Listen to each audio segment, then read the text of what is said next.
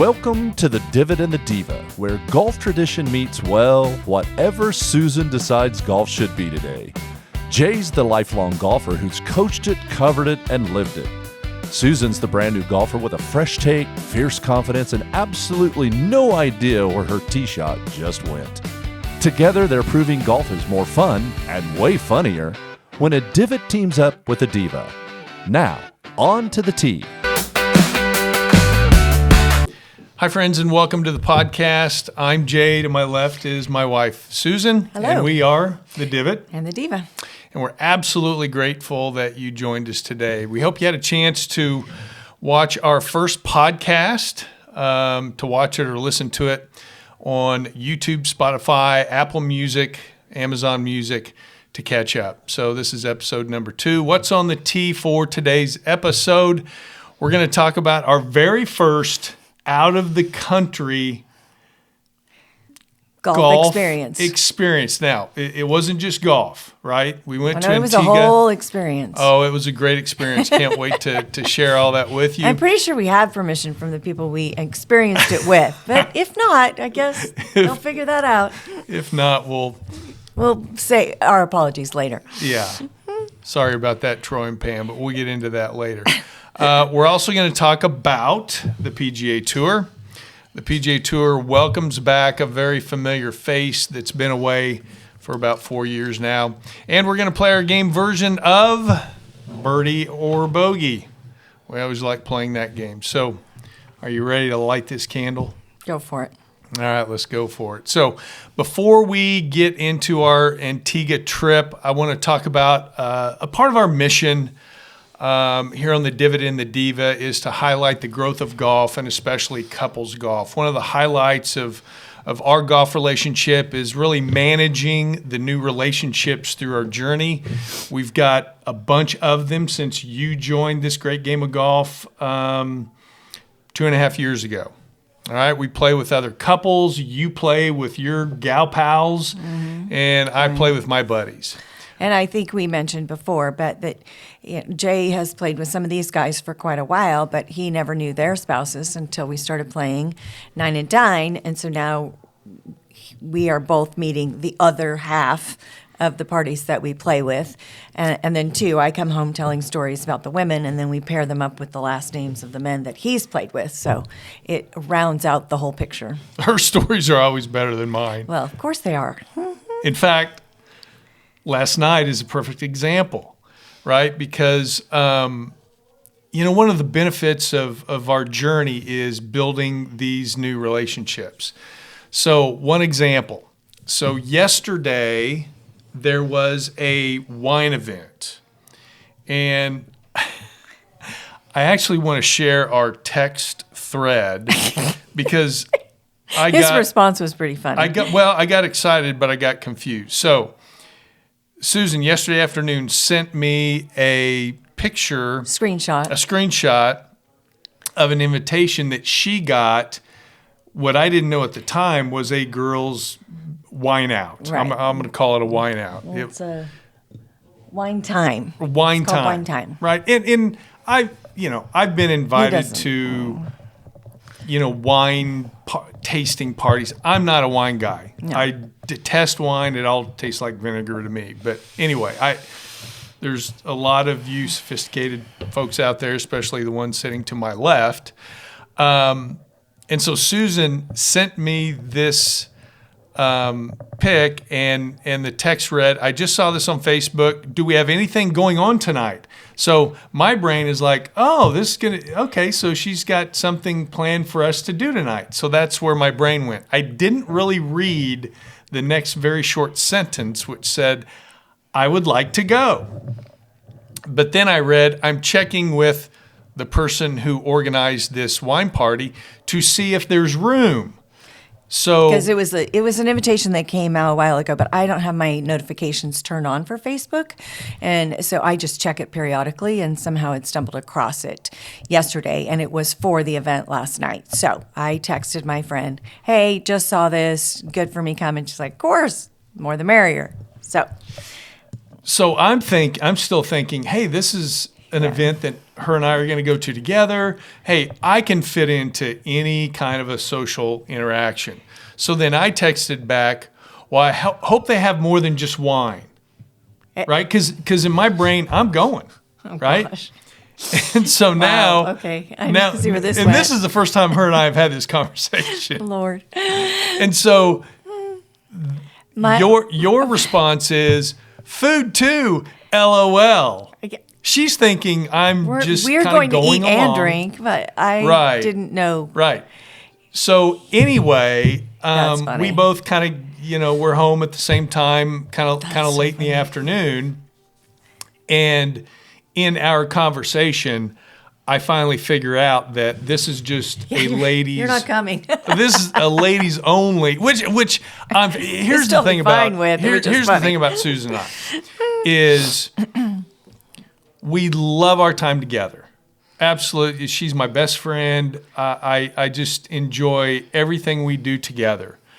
But yet we're two individuals, and so she's got her buddies. I got my buddies.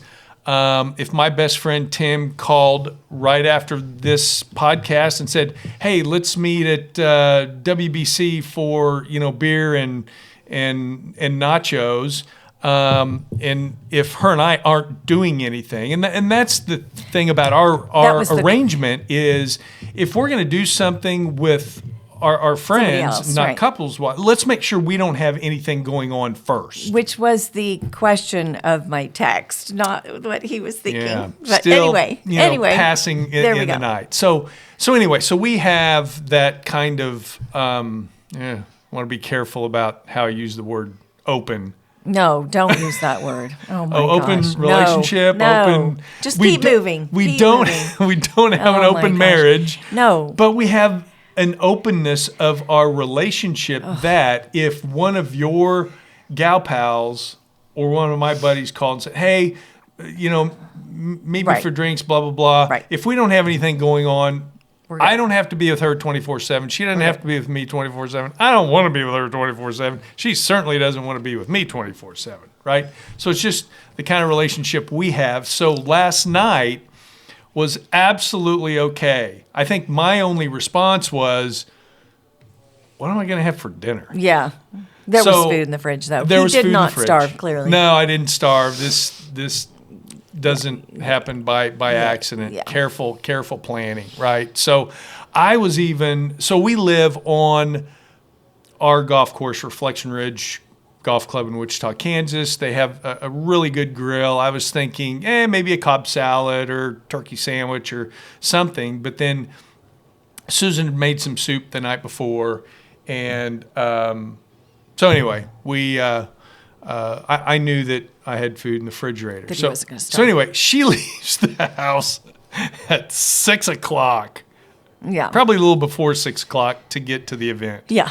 And typically 2 or 3 hours is probably what I'm going to spend there, normally. That's kind of in our heads. But this was a group of girls, and we had not, because we haven't been playing. League's been over for a while. The weather's not that grand, and so we just hit and miss. We see a couple people here or there, but the group hasn't been together for a while, and so that was kind of the purpose, was for the group to be able to get together, and so we did, and we had a blast. We told a boatload of stories, drank some wine. Ate a lot of good food. So everybody brought something to pair with their wine that they had brought to try, and poor Jay is. Oh, don't feel sorry for me. I mean, I do like my alone time. Yes, yeah, except that he called me 3 times going, "Are you all right? Where are you?" Yeah. And then he called Tess. At 10 o'clock. Then he calls my best friend who was there and wants to know, "Are you guys still there?" She's like, "Yeah, she's fine. She's right across the table from me." Oops, sorry. I ignore my phone when I am at events, typically, especially which you shouldn't. Well, there's a debate. Well. We have a special situation at home where you probably should be always. I am usually available, and I share my location with him, so even though he forgets that all the time. But I'm like, I did don't you know check where it my is on my location? phone, I but- really hadn't moved. Really, Yeah. right there in the kitchen the whole time. Anyway, and we had a watched lot of fun. Yeah, we watch these movies. Her and I have the same taste in movies. We like thrillers. We like mysteries. We like whodunits. Those. So we like rom-coms. We like things like that too. We typically don't watch as many of those as the other. But anyway, so I was watching a movie where it was a. It was a thriller. serial killer Yes, movie? yes. Oh, no wonder he called me 3 times. Well, no, I would have anyway because it was 10 o'clock. Dang it! And I don't know Poor thing. the lady very well that you were Right. at. I didn't have any numbers. I didn't know if any of your really super good buddies were going to be there. The only one that I thought would be there was Tess. Thank goodness. she was. Because I was going to go. Thank you, Tess, for covering. Yeah, thank you, Tess. You kind of saved the day. Because Anyway. my next plan was, because I had the address, I was this close to getting in my car and going to that gosh. address. Now, probably what would have happened was You'd have seen my I would car have and seen all your the car, other and I would have cars. turned around and come back home. I just want, and as long as I would have seen other cars, knowing that you're inside, having a good time, that you're safe, Okay. right? Yeah. That's the only thing. Yeah, you're wanting I to go get it. on, but this is a big deal. Okay. Anyway, I love my girl. All right.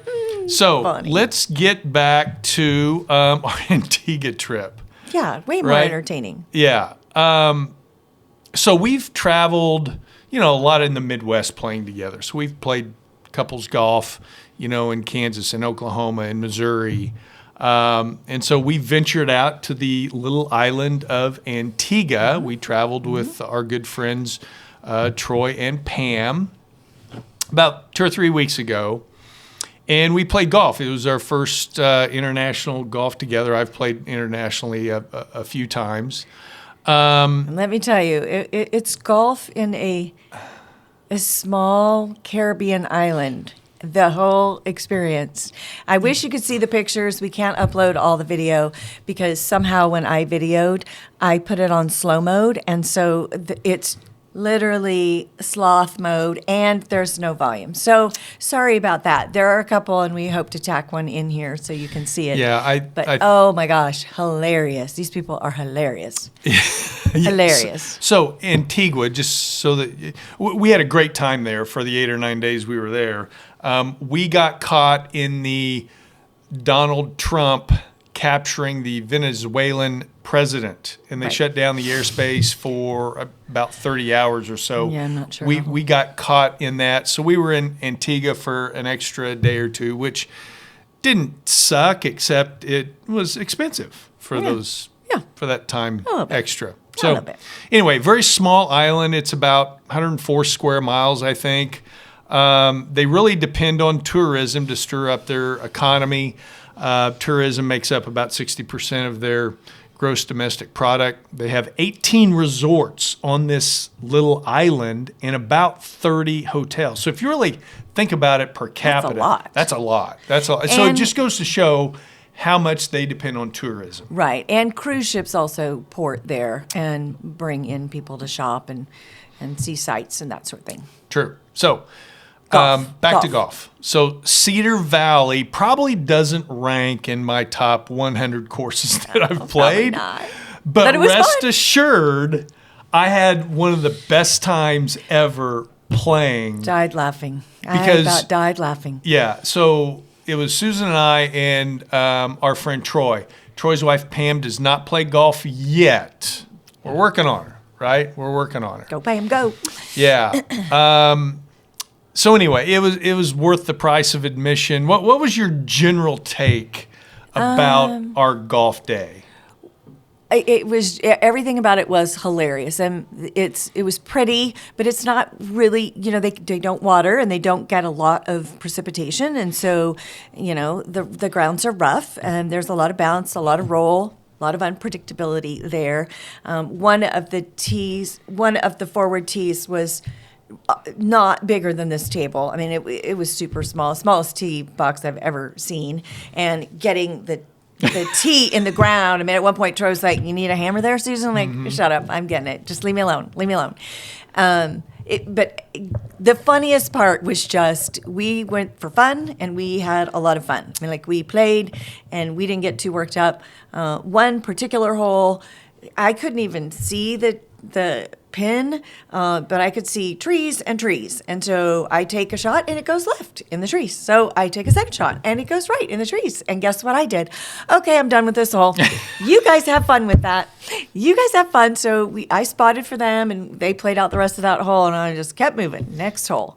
But the funniest thing was Troy in that dadgum golf cart.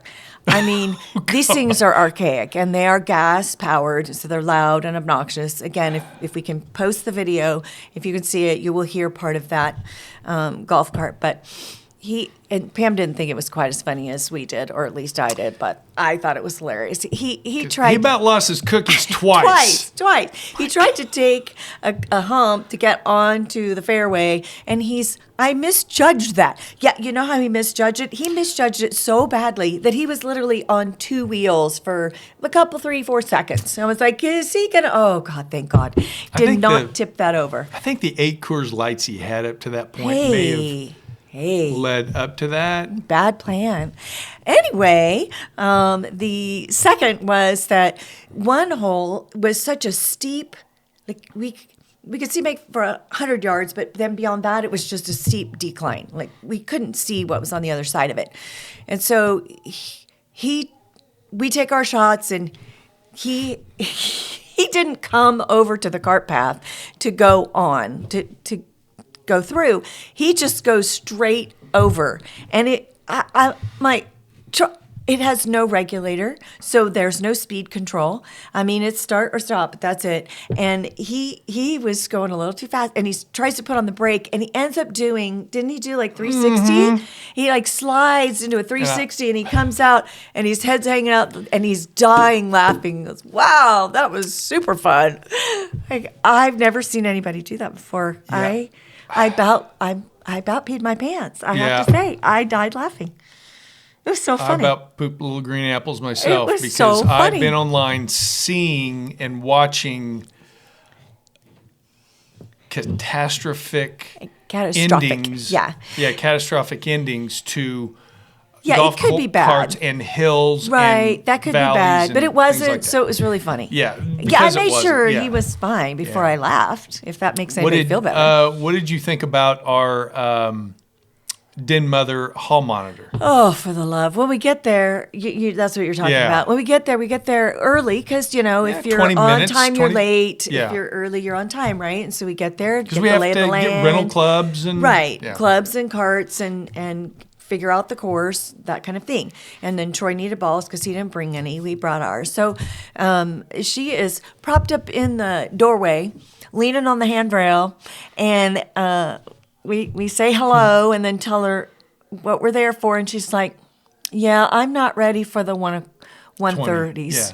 When I think she even said, "I'm not ready for the 1 o'clocks," and we're like, "Well, it already is 1 o'clock, but okay." But we wanted to go inside because Troy wanted to get balls, and we wanted to look at the apparel or whatever. She barely moved aside for us to get. She was the headmaster. She said, "Go sit over there." So we did. I did. Patiently for a hot second. And then we got back up and finally got ourselves inside. But she was pretty funny. Yeah, she kept an eye on things. I bet she's a blast at Thanksgiving and Christmas. Right? All right, so let's set up this golf video, right? So it was a par 5, dog leg to the right. Troy hit it into this sticky foliage. And he tried to show us where the ball was, and I'm like, I could give 2 rips for it. Just if you can hit it. If not, take an unplayable, throw it out. I don't care what you do. He had taken a provisional. He had already hit a provisional ball by then. But he was just going to look to see if he could find it. Right, and so he found it, and he's trying to show us where the ball's located in this bushy, sticky foliage, right? And we couldn't see it for the longest time. Luckily, you had the camera rolling. Yeah. And so let's let the video tell the rest of the story. Come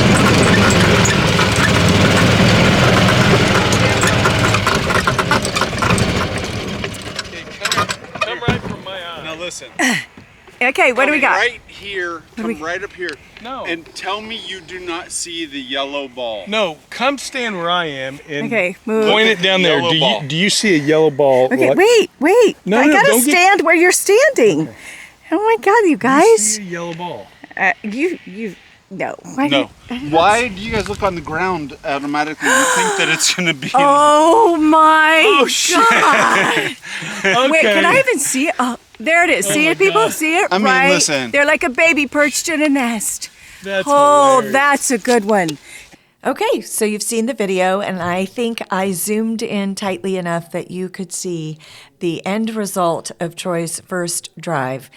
I have never seen that before in my life, and I probably won't see it again, although I will say that it is a little similar to a ball that Jay hit on our own home course once, and he took it a little bit to the right, and we could not find that sucker, and then he goes by a tree, and he looks in, and oh my gosh, remember that it was, I don't know if it was on 10? Yeah, I've There was a slept since hole then, in the so- tree, and it went down into... on number 11. It went down into... Dead tree. It went down into the Yeah. hole. I'm Anyway, like- but Troy's ball was much better. Yeah. Sitting in there Just- like a little birdie. It was beautiful. Yeah, it was gorgeous. But that was just a microcosm of our whole day on the That's how golf the day course with our beloved friend Troy. We Super had fun. such a great time. We'd do it again in a second. Absolutely. I wouldn't rank that golf course Don't- high on my list. Don't but- take your best balls. Right. Yeah, that's a whole nother story. Okay. All right. So, if you like us so far, let us know. Tap like and subscribe at the bottom of the screen. We have a new episode about every 3 weeks or so. All right. Let's get into the big news around professional golf. Centers around the PGA Tour and the Live Tour. Brooks Koepka is going to be playing in the Farmers Insurance Open. By the time this episode comes to light, it'll be the week of the Farmers Insurance Classic. And so turn on your TVs because Brooks Koepka will be on the PGA Tour for the back. first time in 4 years. And then the next week, he should be in the field at the Waste Management Phoenix Open, which We will be we attending. will be there with several of our good friends, and we're going to play golf there at Dobson Ranch Golf Club. So that'll be fun. We'll Phoenix report, area. Yep, we'll report back on that. So it's been a big deal, the PGA Tour, the Live Tour. So the Live 4 years ago paid players just ridiculous upfront one-time fees to make the transition from the PGA Tour to the Live Tour. So Phil Mickelson went, John Rahm went, Bryson DeChambeau went, Brooks Koepka went, Ian Poulter went, Ian Woosnam. There's just Okay, so yeah, many players big that names. went, right? Big names. And they were paying anywhere from $100 million to $140 million. That's crazy. They money to approached me. Rory McIlroy. I've heard crazy numbers that they threw at him in the neighborhood of $200 million. But he Which was is like, speculation, but yeah, but Crazy. he was like, no, I'm going to stay home on the PGA Tour. So these players went over. The PGA Tour suspended them, and they went over and played for big purses. The reason they played is they're 54-hole tournaments. They're shotgun starts, so everybody starts and finishes at the same time. There's only 12 to 14 events a year, so they can spend more time with their family at home. The purses over there are just ridiculous. Lot of 10 money. million, lot of money. weekly purses. So a lot of money. So Brooks Koepka, and when he went over there, he was ranked in the top 2 or 3 in the world. So part of his reasoning included wanting to be closer to home and family. Well, coming back to the PGA. His reason yes, for coming back to the Right. PGA, and that was the same reasoning for him going to Live Was because to have more time with family. they were going to have more time with family. So about half of the events on the Live Tour are here domestically in the States, and half are International. international, right? And so a typical PGA Tour stars schedule is they'll play 2 or 3 PGA events in a row, and they may take 2 or 3 weeks off, 2 or 3 weeks on, 2 or 3, that kind of a thing. Where the Live Tour, they only have 12 or 14 events a year, so they may have 2 events in a row, and they may have a month off, right? Right. And so they can spend time with their family. I don't care if you go to Dubai, you're going to come back home and have 3 or 4 weeks off, right? Right. And so Anyway. I really question that reasoning. So he also said that playing on the PGA Tour, the traditional arena for golf's elite, was always where he envisioned his career. Returning lets him compete more regularly on the PGA Tour against the sport's deepest fields. There's no doubt about that. A typical field on the PGA Tour could be 156 players, could be 144. In signature events, it's 70 or 80. And on the Live Tour, it's anywhere from about 50 to 55. Smaller. Right? So smaller fields, there's only about 6 or 8 stars, where on the PGA Tour there are 25 or 30 major stars, right? So while at Live, here's what Koepka did on Live. He won 5 events in 4 years. He won $50 million in prize money. He had about $120 million signing fee. He actually won a major, the 2023 PGA Championship. So if these players that went to Live, if they were still in the top, let's say 50 in the world, or maybe they win a major, which gives them exemption for 10 years into all these other majors, they can still play in those majors because they've earned that. They just can't play in PGA Tour events because they are suspended, right? So he has taken away a lot of money while he's at Live. So here's what he also says. He's frustrated with Liv's inability to consistently build broad fan engagement and viewership compared to the PGA Tour. Come on, Brooks, for crying out loud, there's 6 or 8 stars on Live. There's you, there's John Rahm, there's Bryson DeChambeau, there's Dustin Johnson, there's Cam Smith, right? Those are world-class players, right? But Live, they market for players like Laurie Cantor, Richard Bland, Thomas Peters, Sebastian Munoz. Have you ever heard of those players? No. No.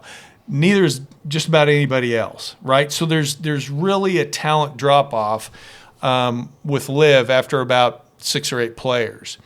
So I get that. Here's where I stand behind Brooks Koepka.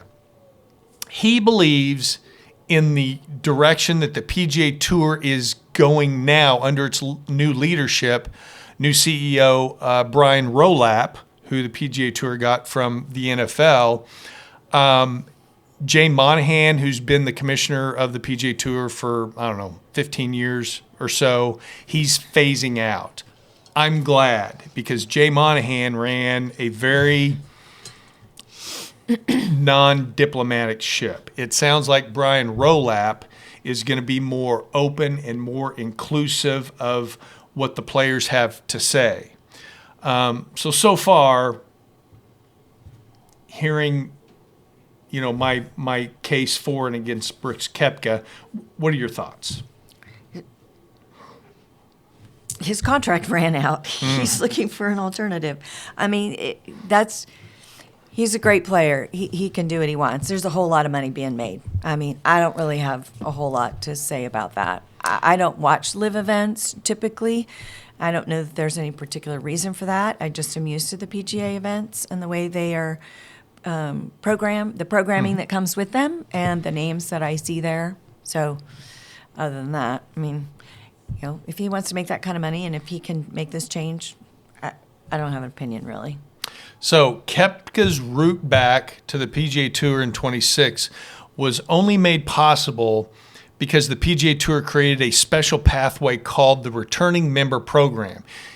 I call it the Brooks Koepka Program because the PGA Tour at first, they didn't want anything to do with those guys that went to live. They were ticked. But the live people also signed contracts for a certain length of time. And so Koepka's contract is one of the first to expire, correct? A big name. I'm not sure of that, only because he came the same year as Mickelson, Cam Smith, John Rahm. Somehow, I've done a lot of reading on this. I think he found some out in his contract. Maybe. Now, the other players that I've spoken of, they're going to stick around, live for one more year when their contract truly runs out. A year from now, this thing could all blow up. It'll be interesting to see. But this returning member program has two qualifications.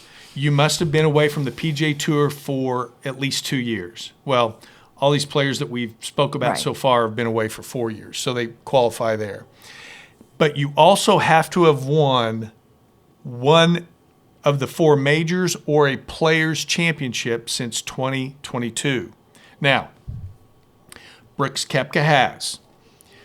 So is Bryson DeChambeau. So is John Rahm. So is Cam Smith. And so there's some players waiting in the curtains to see how this whole Brooks Koepka thing kind of plays out. So Koepka qualifies because he won the 2023 PGA Championship, But right?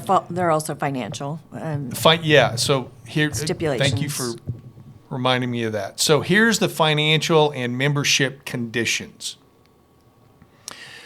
Brooks Koepka has to donate $5 million to a PGA Tour charity. It's not up to Brooks. It's not up to his camp. It's all up to the PGA Tour, which They'll decide where that money goes. They'll decide where that money goes. I like that. He will not be a part of what's called the PGA Tour equity in the Players' Equity Program for 5 years. What does this mean? Well, it's a grant that PGA Tour membership members own. They own equity in the PGA Tour. So the goal is to really let players share directly in the long-term financial upside of the PGA Tour commercially. So he's going to lose a lot of money there. And then he's not eligible for FedEx Cup bonus pool in 2026. Gets a little confusing. They play for FedEx points every week, right? The winner gets 500 FedEx points. Right. And at the end of the year, the top 70 in the FedEx rankings qualify for the playoffs. Now, Brooks Koepka, he'll be in the mix, right? He'll be able to earn FedEx points in the PGA Tour events.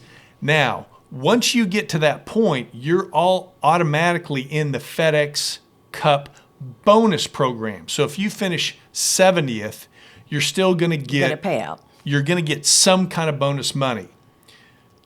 Tommy Fleetwood, who won the FedEx Cup in 2025, he got paid out close to $5 million in FedEx bonus pool money, right?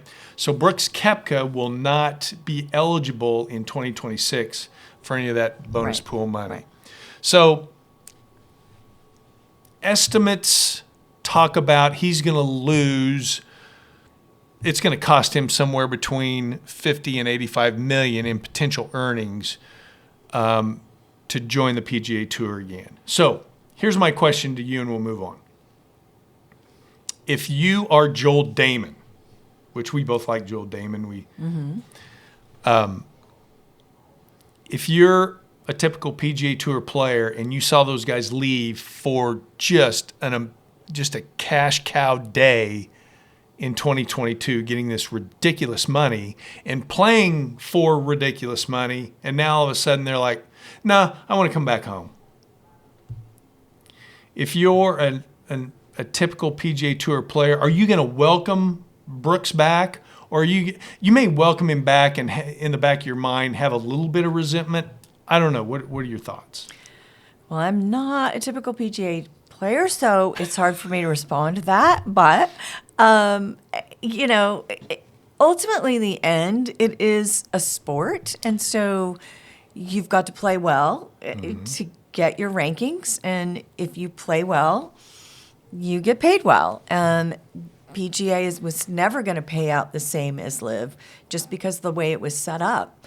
But so I don't know. Do you like the fact that If Koepka plays better than the others, then pay him. Right, but to get to that point, he's got to be welcomed back again. I like the fact that they're saying, "Hey, you kind of left us high and dry 4 years ago." There's some consequences. So there's some consequences. Do you like that? Well, I mean, I would have expected it. Okay. It doesn't matter if I like it or not. I would have expected it. Yeah.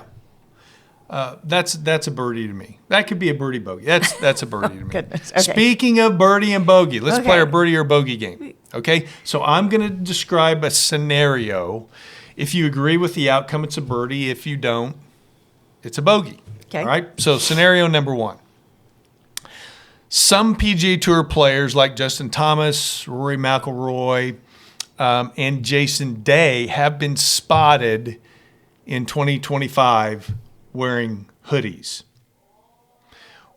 Where do you stand on hoodies as a look on the PGA Tour? Is that a birdie? Fresh style for golf, let's say? Or is it a bogey? It's too casual for the professional game. What do you think? I personally think it's too casual, and part of that comes from the fact that women weren't even welcome onto some courses until, fairly recently in the scheme of things. And there was very strict dress code for both genders at the time. And so I have a little angst there about that. So I'm like, okay, you guys have ruled the roost for so long now. Thanks for letting us play. So kind of you. You're welcome. Yeah, well, thanks. But I don't know why you would. I like that there's a dress code. I don't think it has to be stringent. I don't think it has to be strict. I have watched some golf where I have thought, just so you know, I can be critical of both genders, where I thought the females were not dressed appropriately. I felt like they were dressed as a distraction. And that's the whole point, I think, of some of it, is not to be a distraction. Either way. So I do have opinions about dress code. I think there should be some dress code. I'm not sure why they would choose a hoodie. So I think it's a bogey. It's a bogey. I'm going to agree with you. I think it's a bogey. I come from the traditional mindset of fashion in golf. I've been a member of a country club for 36 years, so I've had to do it. But even before that, I grew up just a hair lower middle class. And I grew up at municipal golf courses. Yeah, and I courses. watched PGA Tour golf. I wanted to semi-dress like players, so I made sure I wore a collared shirt. Mm-hmm. And I wore nice golf shorts. Right. No And when the weather cutoffs was no cutoffs, and when the weather was a little bit cooler, I wore, slacks because I wanted to look the part. Yeah, and I don't think, so just to be really clear, I'm talking about when they're playing. I don't care what you want to warm up in. I don't really care what you go to the driving range in. I'm not even sure I really care what you putt in. I mean, as long as it covers all the parts and all the pieces and it's not a distraction to either gender, I think that's fine. But if you're playing, I think a collared shirt and looking a little nicer is part of the game. So that would be my opinion. So we agree, bogey there. All right, scenario number 2, golf courses charging $150 or more to play a round of golf. And the conditions are just, I'm not talking about your high-level country clubs, right? I'm talking about more public golf, right? In fact, when we go to Scottsdale, because it's the week of the Waste Management Phoenix Open, they're gouging. Crazy. I mean, some courses doubled their fees. We got lucky. Dobson Ranch, please treat us well, Dobson Ranch. We're looking forward to being there. I think we're only going to pay $120. Well, I'm not sure you're supposed to tell anybody that. But Well, they're being very kind. Yeah. So golf courses charging $150 or more, and conditions are just fine. They're not terrible. They're not great. Right. They're just fine. Does paying $150 mean I expect top shelf playing conditions like, consistent green grass, fast greens, and ranked bunkers? I don't know. Is paying $150 for public golf a birdie or a bogey? And I know it depends on the geographical region. Let's not get into that. But I think it's a bogey,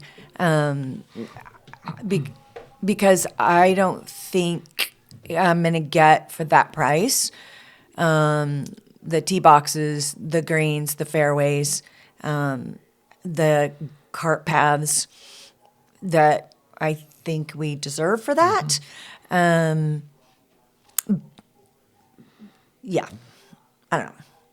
But I would object. I object more to the vast fluctuation in the green fees. I mean, if green fees are normally 150 or 200 at a very nice place in Phoenix or Scottsdale to play golf, then they should not be 400 or 500. Because let's face it, in any given day, there are the same number of tee times. That's the same course. Why is it $500 today and yesterday it was $250? Like, that part, that bothers me. supply and demand, that's what they'll tell you. I know. So I'm going to agree with you again here because, beginners and families get priced out at that price point. Conditions, as you said, don't match the price. Yeah, if you want to play a foursome, if I wanted to play, if I wanted, the two of us and two of our kids to play, we've already thrown out $600. Yeah, exactly. Holy cow. So to me, back in the day, $150, or even today, I still consider it today. That means tour level conditions. Now it means I mowed yesterday. So bravo, congrats. It's a bogey for me. So okay. This is the Divot and the Diva, where experience meets curiosity. Tap like if this episode made your day a little bit brighter, and subscribe at the bottom so the next episode finds you. We drop new episodes about every 3 weeks or so. So I think that's a wrap. I'm the Divot. You are the Diva. We appreciate you spending some time with us today. Remember, play fast, play fair, collect friends along the way, and be sure to join us next time on The Divot and the Diva. Bye now.